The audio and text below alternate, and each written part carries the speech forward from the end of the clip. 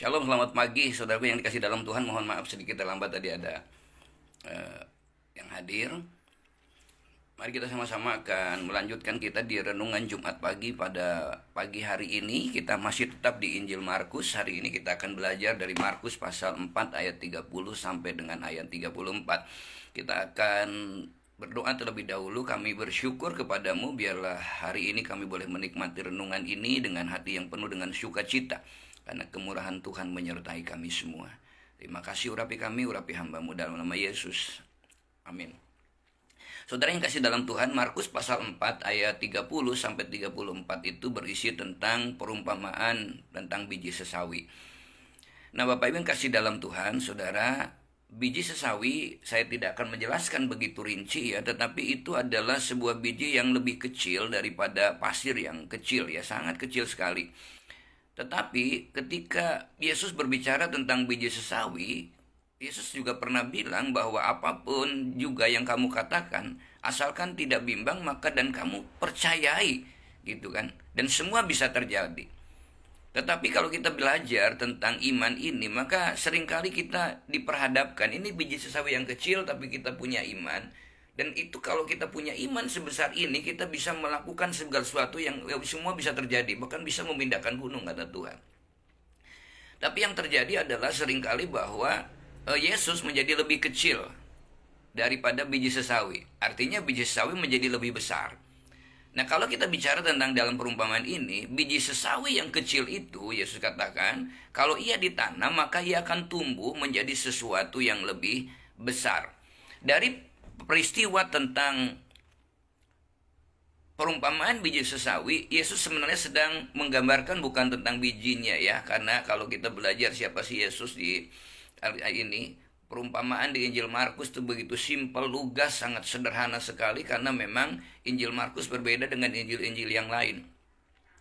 Injil Matius adalah Injil yang di kerajaan, sehingga mulai dari silsilah aja Yesus anak Abraham, anak Daud, dia sebagai Daud anak Abraham. Jadi ada raja dari Daud dulu. Sementara Injil Lukas sebagai kemanusiaan, maka silsilahnya jelas.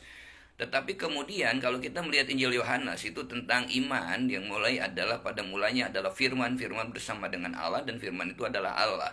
Sementara Injil Markus ini Yesus dilambangkan sebagai hamba. Maka ayat pokok dari Markus ini ada di Markus 10 ayat 45 bahwa Yesus datang bukan untuk dilayani melainkan untuk melayani. Nah, saudara dikasih dalam Tuhan, iman itu kalau dibiarkan maka tidak memiliki potensi. Iman kalau kemudian ditanam, disirami, ya seperti tumbuh dengan kebenaran, maka itu akan menjadi sesuatu yang sangat besar dan berdampak yang sangat besar. Itu yang terjadi dalam tokoh-tokoh Alkitab, bagaimana mereka memupuk iman, bertindak dengan iman, melakukan dengan iman, terus berjalan di dalam iman, sehingga apa yang tidak mungkin itu kemudian menjadi terjadi. Nah, kalau kita belajar dari Injil Markus ini, saudara perhatikan, dari ayat yang ke-30 berkata, dengan apakah hendaknya kiranya membandingkan kerajaan Allah, atau dengan perumpamaan manakah hendaknya kita menggambarkannya? Hal kerajaan itu seumpama biji sesawi yang ditaburkan di tanah. Memang biji sesawi itu yang paling kecil daripada segala jenis benih yang ada di bumi. Tetapi apabila ia ditaburkan, ia tumbuh dan menjadi lebih besar daripada segala sayuran yang lain, dan mengeluarkan cabang-cabang yang besar, sehingga burung-burung di udara dapat bersarang dalam naungannya. Nah, saudara perhatikan di sini ada beberapa hal yang bisa kita dapatkan ya tentang biji sesawi ini. Yang pertama, dari perumpamaan ini kita akan melihat bahwa sebenarnya biji sesawi itu berbicara melambangkan sebagai sebuah ketidakmampuan kita. Ya, yang kecil, yang tertiup angin saja kan bisa terbang ya. Biji sawi lebih kecil dari lebih kecil daripada pasir. Jadi pasir saja kena angin bisa terbang, apalagi ini. Nah, saudara perhatikan di sini, kecilnya biji sesawi itu sebenarnya melambangkan ketidakmampuan dan ketidakbisaan kita. Sebagai manusia, kita ini sebenarnya kan makhluk yang tidak mampu. Sebut makhluk yang mikro ya, artinya kecil sekali. Sehingga kita mengenal kata mikroskop, yaitu sesuatu yang harus dapat dilihat dan dengan kaca pembesar. Jadi kalau kita bicara tentang ketidakmampuan, maka Paulus itu pernah bilang dalam 2 Korintus 5 3 ayat 5 dan 6 berkata, dengan diri kami sendiri kami tidak sanggup untuk memperhitungkan segala sesuatu seolah-olah pekerjaan kami sendiri. Tidak, kesanggupan kami adalah pekerjaan Allah. Ialah yang membuat kami juga sanggup menjadi pelayan-pelayan dari suatu perjanjian baru yang tidak terdiri dari hukum-hukum tertulis, tetapi dari roh. Sebab hukum yang tertulis mematikan, tetapi roh menghidupkan. Saudara perhatikan, dari konsep inilah biji sawit ternyata bicara tentang ketidakmampuan, kebisaan. Jadi kalau kita bisa, itu semua karena Tuhan. Kalau kita mampu, itu karena Tuhan. Kenapa? Sehebat-sehebatnya manusia itu tetap memiliki kelemahan dan keterbatasan. Ini yang kering tidak sehari, sehingga kadang manusia menjadi sombong. Hari ini angkuh, besok sakit, besoknya mati. Orang nggak tahu ya. Tapi itulah makanya ketidakmampuan itu, maka kita membutuhkan sesuatu yang lebih mampu.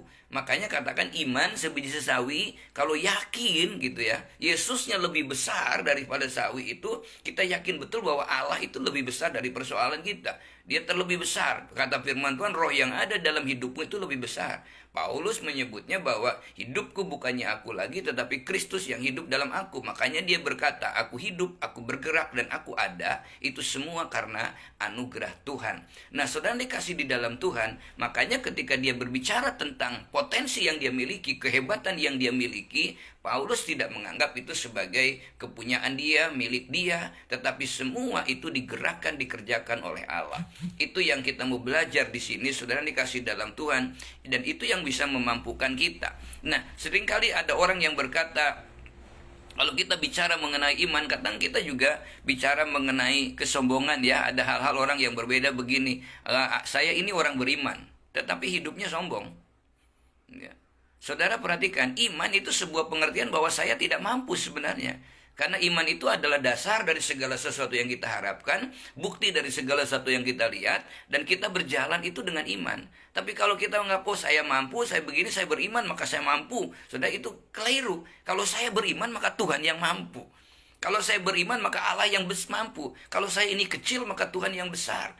Itu adalah bukti orang beriman. Tapi kalau saya beriman, maka saya mampu. Itu sudah ada sebuah kesombongan di dalam hidupnya. Jadi iman itu tidak mampu, bahwa saya ini tidak bisa berbuat apa-apa, tidak sanggup berbuat apa-apa, tetapi Kristus yang mampu berbuat sesuatu di dalam kehidupan kita. Jadi ketika kita melihat sesuatu, kalau kita lihat di pasar saja ya, orang-orang desa yang dah masa lalu tidak ngerti tentang definisi iman. Mereka ketika pembeli pertama mendapatkan uang pertama, mungkin untungnya tidak besar, tetapi sudah berkata ini penglaris ya, laris gitu ya. Dia punya iman yang luar biasa. Setelah pembelian, penjualan pertama akan dilakukan dengan penjualan yang lain. Nah, saudara dikasih dalam Tuhan, maka kita mau belajar di sini. Nah, jadi kuasa Roh Kudus lah yang membuat kita memiliki keberanian, dan kemudian kita diberikan kemampuan untuk mendapatkan satu keberhasilan di dalam kehidupan kita. Nah, saudara perhatikan di sini, berkali-kali Yesus membimbang bahwa kesombongan itu, tinggi hati, keangkuhan itu sangat dibenci, ditentang oleh Allah. Maka bicara tentang biji sesawi adalah lambang dari ketidakmampuan kita. Ya, sehingga Tuhanlah yang akan memampukan kita. Kalau kita baca dari Mazmur pasal 90 berkata, manusia itu hari-harinya seperti rumput tidak berdaya, pagi bertumbuh, waktu petang lingsut dan layu. Kami semua hilang katanya. Tetapi makanya di dalam Mazmur itu disebutkan, ajar kami Tuhan menghitung hari-hari ya, supaya kami beroleh hati yang bijaksana. Jadi dengan kata lain, sejauh kita dekat dengan Tuhan, sejauh kita menyadari berkat-berkat dan anugerah Tuhan yang telah Ia sediakan buat kita semua, kita percaya hidup kita akan selalu memandang kemuliaan Tuhan yang luar biasa. Yang kedua, kalau kita belajar bahwa biji sesawi yang kecil ditanam bisa bertumbuh lebih besar dari sayur-sayuran yang lain. Bahkan dia bisa kemudian tempat untuk bernaung burung-burung segala. Artinya itu bicara tentang pertumbuhan, potensi. Ya, saudara, ketika Tuhan memberikan perumpamaan tentang talenta, yang 5 jadi 10, yang 2 jadi 4, yang 1 karena dia tidak dikembangkan, kemudian tidak menghasilkan potensi apa-apa. Jadi tidak ada orang yang tidak punya potensi. Meskipun dia paling kecil, kalau ia ditaburkan, dia akan menjadi lebih besar dari yang lain. Saudara perhatikan, kita sering kali nganggap kita warungku cuma gini, usahaku cuma begini, ini cuma begini. Kalau kita melihat orang, yang hebat tuh dia, yang gede, yang ini. Tidak.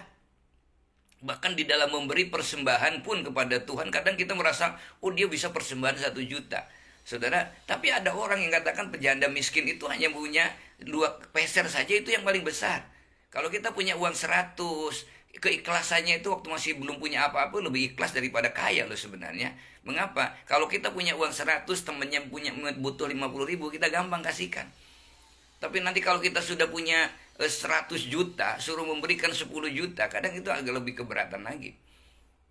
Nah, saudara, maka itulah kita merasa di sini pertumbuhan. Jadi Yesus ingin menggambarkan bahwa hidup kekristenan itu adalah akan, kalau tidak bertumbuh, akan menjadi hidup kekristenan yang menjadi batu sandungan.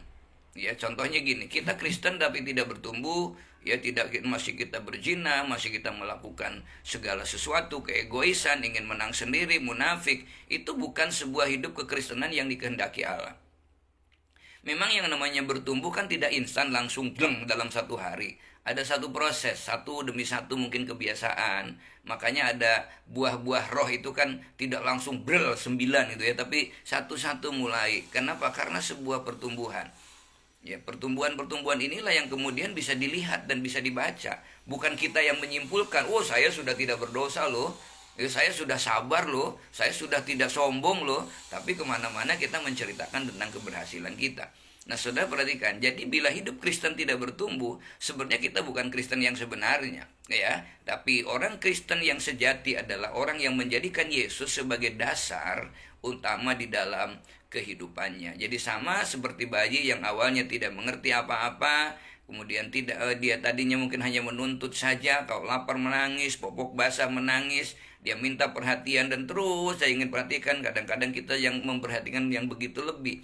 Tapi nanti kalau sudah dewasa kan dia akan justru bisa memperhatikan orang lain. Pengennya dituntun, sekarang mungkin menjadi menuntun. Itulah kehidupan kita.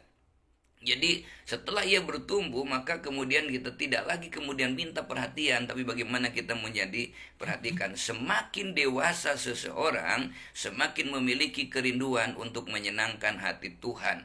Nah, kita orang percaya, jadi biarlah juga kita bisa menjadi berkat.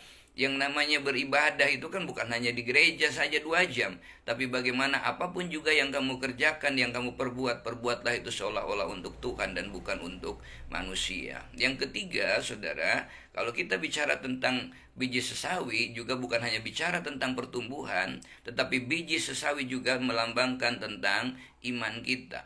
Saudara, di dalam bagian lain, kalau kita lihat Matius 17 ayat 20, saudara perhatikan, dia bilang begini, karena kamu kurang percaya. Sesungguhnya sekiranya kamu mempunyai iman sebesar biji sesawi saja, kamu dapat berkata kepada gunung ini, pindah dari tempat ini ke sana, maka gunung ini akan pindah dan takkan ada lagi yang mustahil bagimu. Ya, saudara perhatikan di sini, pertumbuhan kita dan kemampuan kita sebenarnya sangat bergantung dari iman kita. Ya, tadi katakan biji sesawi itu berbicara tentang ketidakmampuan dan ketidakberdayaan kita. Diawali dengan kesadaran diri bahwa kita ini tidak mampu dan tidak berdaya tanpa Tuhan yang lebih berdaya. Lalu yang kedua, lalu kita mulai adanya satu pertumbuhan, dimulai dengan metanoia, berbalik 180 derajat arah untuk kemudian kita bisa bertumbuh. Dulunya negatif terhadap Tuhan, sekarang menjadi positif terhadap Tuhan.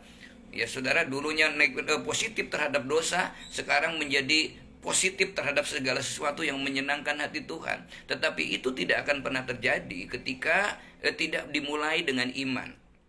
Ketika orang beriman, maka orang akan melakukan sesuatu yang menurut dengan imannya, karena dia ingin menyenangkan hati Tuhan. Pertumbuhan dan kemampuan kita sangat bergantung kepada iman kita.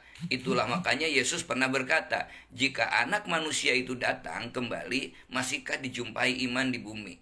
Jadi bukan pada sekarang saja, ketika nanti ada anak manusia datang lagi menjemput kita, masihkah ada iman di bumi? Ketika Yesus mau memberkati kita, masihkah ada iman di bumi? Sekarang hari ini kita berdoa, lalu kita punya dengan Tuhan, Tuhan saya harus 3 bulan dapat ini, 3 bulan kalau enggak saya akan pergi. Kadang-kadang kita tidak ngomong, kalau setelah 3 bulan dia dapat, saya tidak akan lagi melakukan ini. Kita tidak bicara dengan siapa saja, tapi Tuhan kan dengar.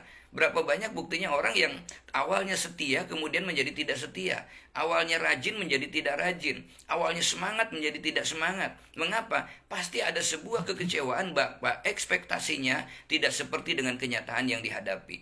Tapi kalau kita melihat punya iman, bahwa kita akan melihat bahwa ketika kita punya iman, apapun persoalannya, bahwa kita tahu Allah turut bekerja dalam segala perkara untuk mendatangkan kebaikan.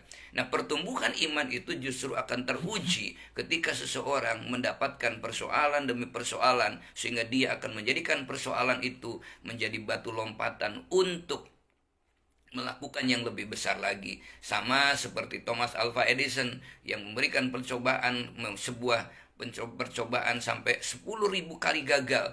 Dia selalu berkata ketika ditanya, kenapa engkau masih bersemangat? Dia punya keyakinan, semakin banyak kegagalan, semakin dekat keberhasilan. Semakin berat pergumulan kita, semakin dekat jawaban yang akan Tuhan berikan kepada kita. Jadi saudara, hari ini mungkin dianggapnya orang lain iman kita kecil, taburlah itu.